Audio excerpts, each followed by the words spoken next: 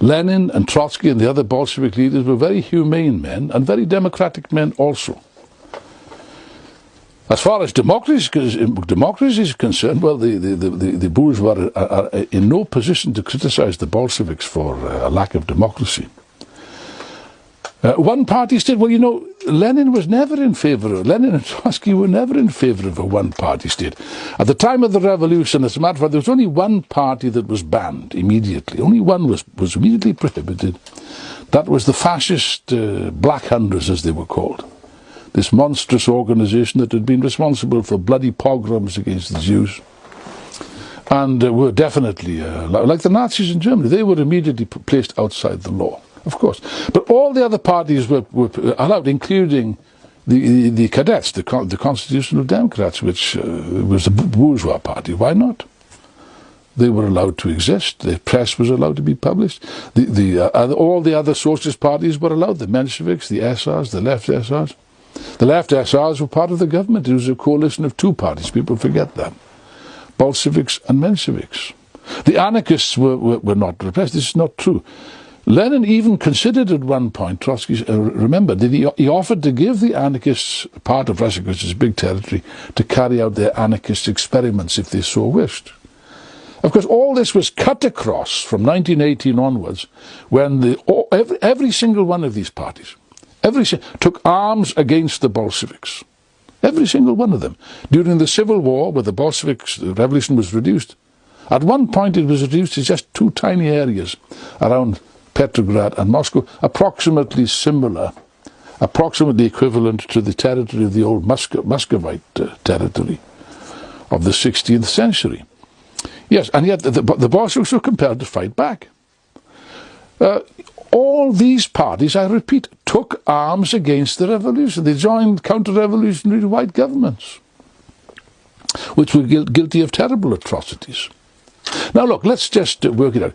Britain, America, Britain and so on, are democracies, by which we mean bourgeois democracies, which is just another way, by the way, but it's a fig leaf, actually, to describe what?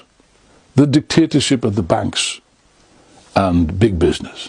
That's what who really runs America? It's not even Trump. It's Wall Street that runs America. Everybody knows this now. And the so-called democracy is just a facade. Same in Britain. What difference does it make? Many people ask themselves this question: what difference which way I vote? Because it's the same thing. Of course it's the same thing.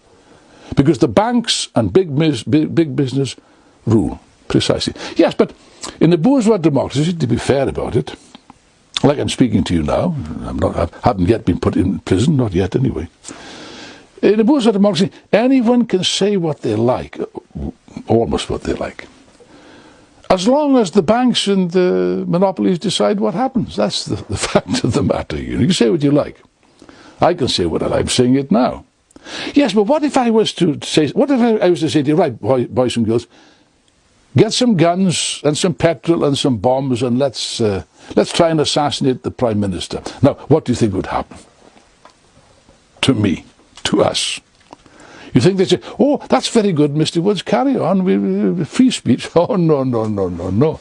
I'd be in Belmarsh jail, in an anti-terrorist legislation, before you could say Theresa May. Of course. And that's the case in the most democratic state. If you take arms against the government, you're going to be repressed quite sharply, which is what occurred in Russia. Good heavens above! Did the Bolsheviks not have the right to defend themselves? Is that what you're saying? That's what they're saying. They should lay down their arms and allow these other guys to take over by armed force. Well, no. Look, that's just stupid, isn't it? No, the Bolsheviks fought because they were obliged to fight, and they won. They succeeded. They succeeded, by the way. Trotsky, of course, played a big role in creating the Red Army from nothing, which was a marvelous achievement. But the Bolsheviks fought by a combination of courage, yes, they did have enormous courage in fighting against these terrible odds. The Red Army fought with guns. What are you going to fight with? With guns, artillery, and so on and so forth. Yes, that's true. But they also fought another battle with ideas. And if you press me, I consider that to be the most important thing. It was the same thing in the revolution itself. The reason why the October Revolution was virtually bloodless is because 9/10 of the battle was already won previously by political means, by propaganda, by agitation, and so by convincing with ideas the workers and particularly the soldiers. That's how it was done. And the same thing with the Civil War.